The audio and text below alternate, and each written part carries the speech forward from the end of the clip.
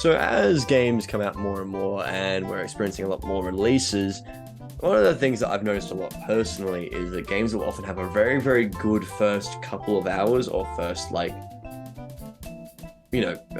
hours, and then all of a sudden become the single worst thing of all time.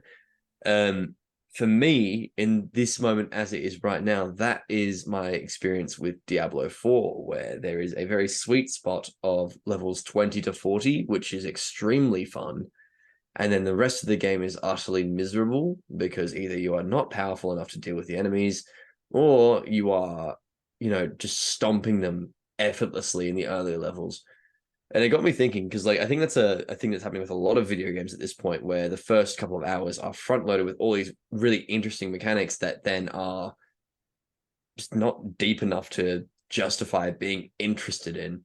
And it's been quite interesting for me as well because at the moment I'm going through Final Fantasy X, and that game has pretty basic mechanics and a pretty slow start, but gets more and more interesting the further you get into it.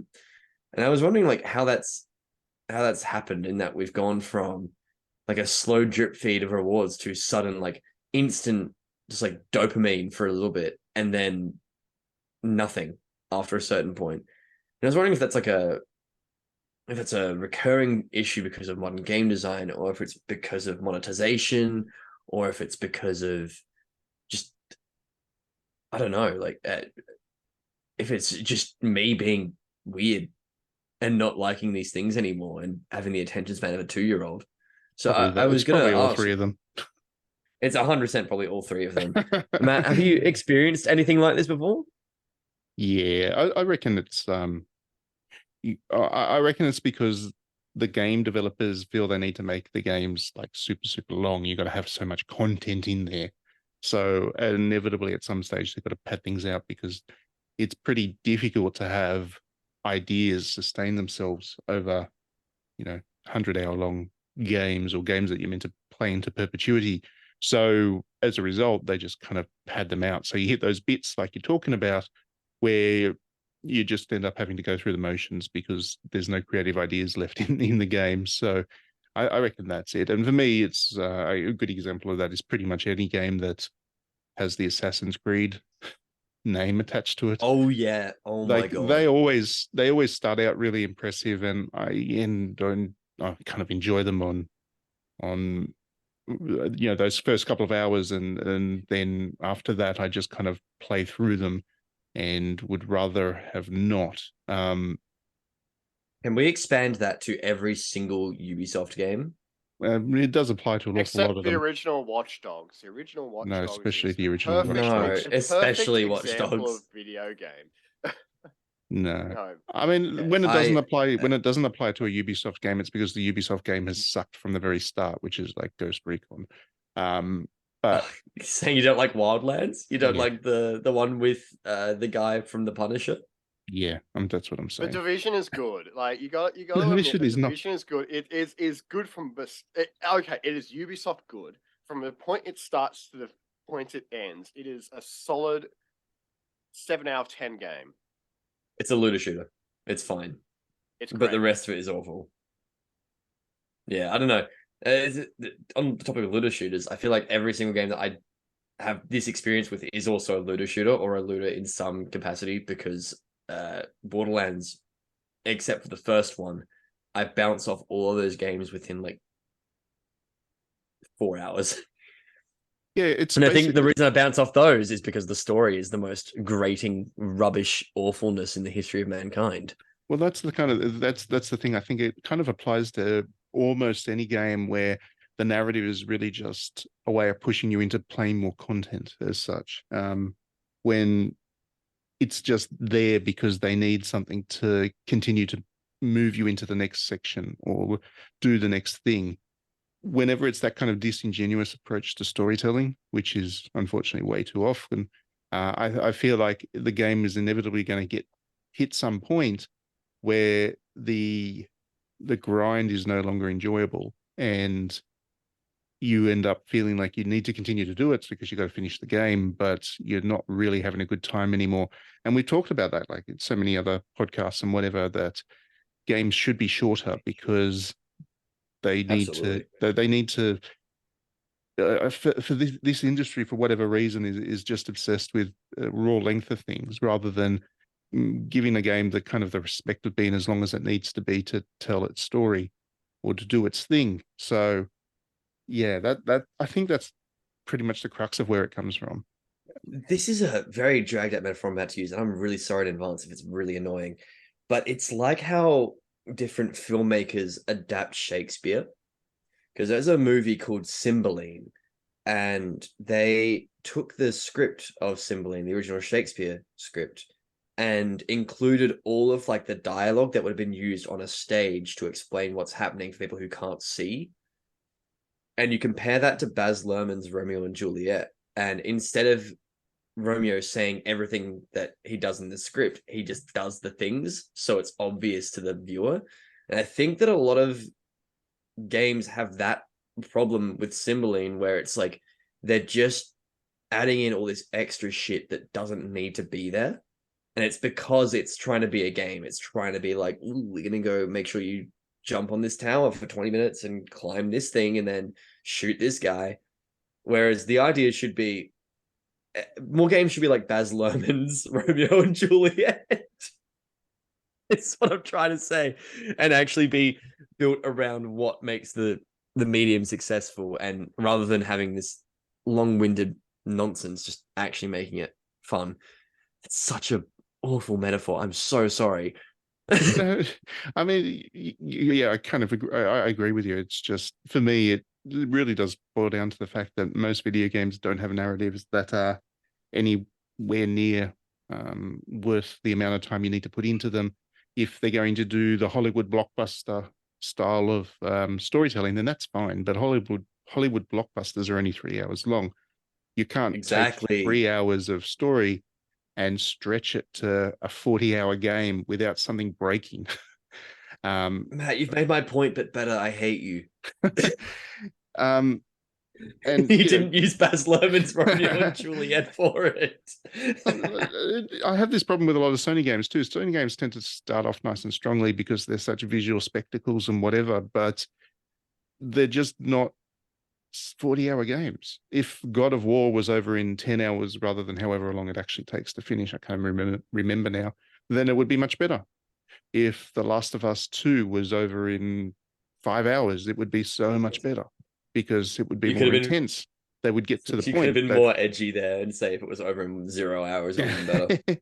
No, there's stuff in the Last of Us that could have been could have made a really compelling game.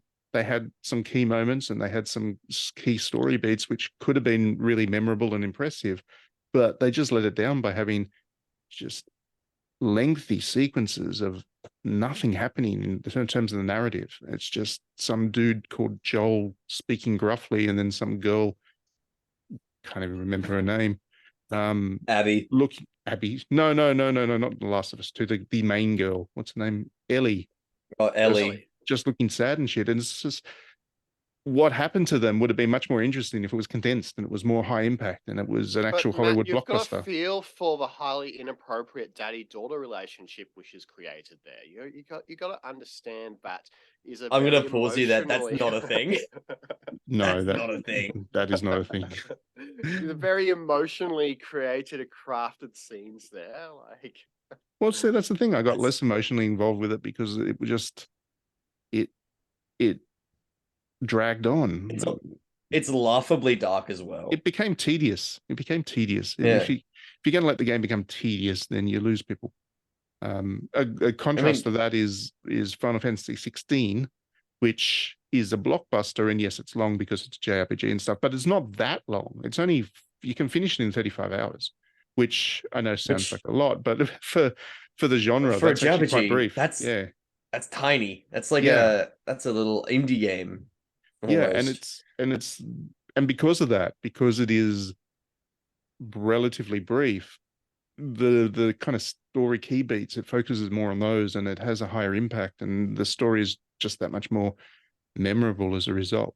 There was no wasted time in Final Fantasy 16, which is refreshing. It was one of the qualities about the game I quite liked.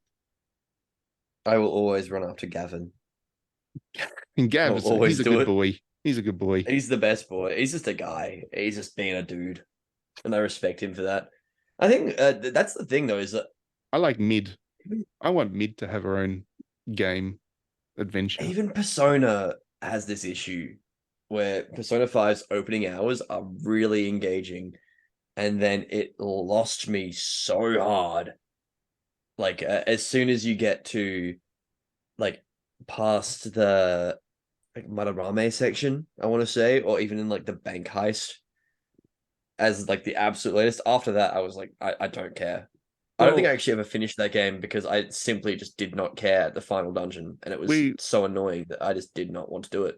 Yeah, we've talked about that one as well. I mean, Persona 5 doesn't say or do anything that Persona 4 didn't, and Persona 4 was half the length.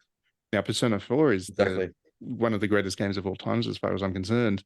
And part of it is that it felt like it justified its length. I never felt like it was dragging, whereas Persona 5 does drag, especially if you do what I did and max out your favorite character's story arc in the first couple of hours. I feel like 5 is designed for that. Like, it's like, let's give everyone enough time to do like every single like character or whatever. Like I felt like I got a lot more characters done and maxed out in 5 than I did in 4, and then I was just getting bored of the game and like, oh, do I need to do this? I don't really need to do this. I'll just skip the day or just do something stupid to get to the next day. Like, well, there was that, and the dungeons. The yeah. dungeons were way too long in Persona 5.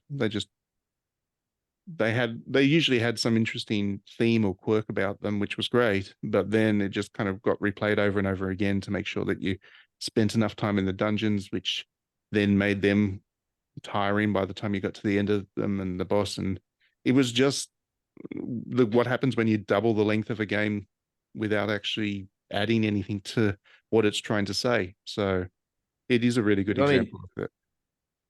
I think the best example of a game that doesn't lose its spark after an hour and in fact gets more enjoyable is the Hitman series. Like the new Hitman games are the opposite, because I think the first few hours of Hitman are extraordinarily annoying and hard and frustrating, but the more that you play it, the better it gets. And it's not because like, oh, you just have to put more time into it. It's more because like the puzzle pieces start to fall into your head about how to play the game better. I think that's really, really fun.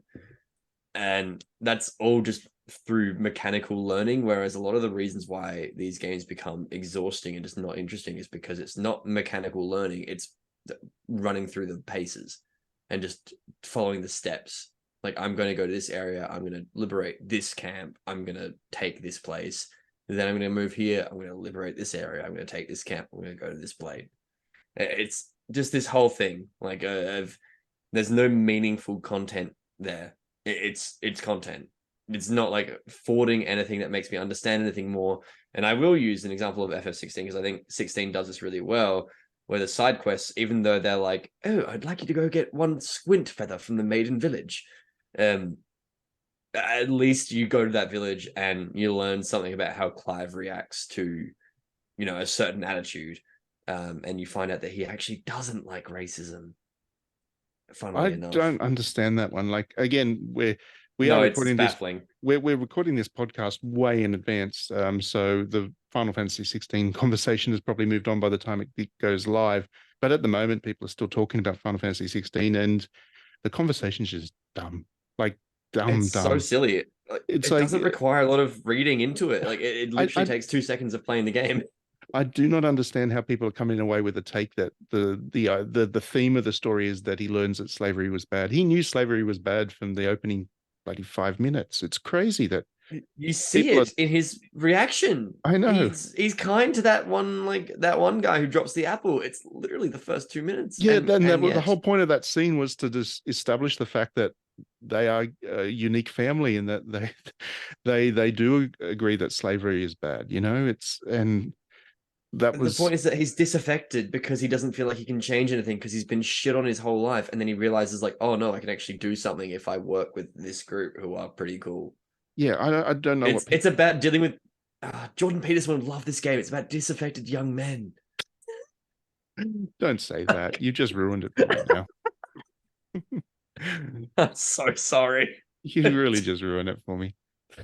He would love Clive. Clive's a good boy. He's He's got a the heart of best gold, boy. as he does. I love the one meme. This is now like completely off the track, but I love the one meme where it just has the like relationships connections, and it just has Clive and Torgal just as best friends. It's like I love that. Go off. Torgal's a good boy. Torgal's a good Yeah. boy. He's a good pup. This is going back to just play 16 again because it's actually made by people who don't want to waste your time and actually have something to say, and they're saying things that are cool and interesting.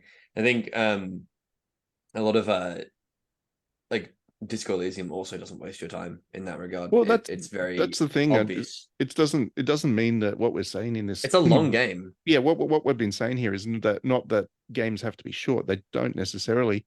It's just they need to justify the length. That there's not that dead time that too many Ubisoft or Diablo style games have. That the time just exists to exist. If there's a reason for it, then go to town, make a 300-hour game. I mean, we were talking Yeah. earlier about the Trails series. That's 1,000 hours of game right there. And I would say that it actually does justify it because they got a lot to say and they really want to create that kind of epic, that true epic narrative arc. And they do that, but they don't waste your time at any point. I think that's the thing. There's a difference there because it's like that's a narrative reason that you don't want to waste your time. Whereas I think Diablo's issue is that it's a gameplay reason that you don't want to waste your time. Because for those who've not played Diablo, you kill monsters, you get items. Items are better. You replace your item set. You move on.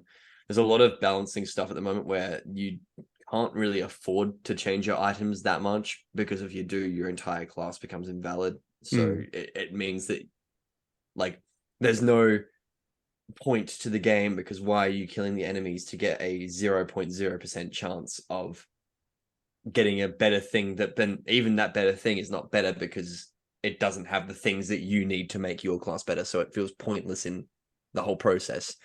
It's very interesting because either you have to have a narrative justification or you have to have a mechanical justification. I think something like Counter-Strike has a mechanical justification. I think something like Trails, like you're saying, probably has a big narrative justification.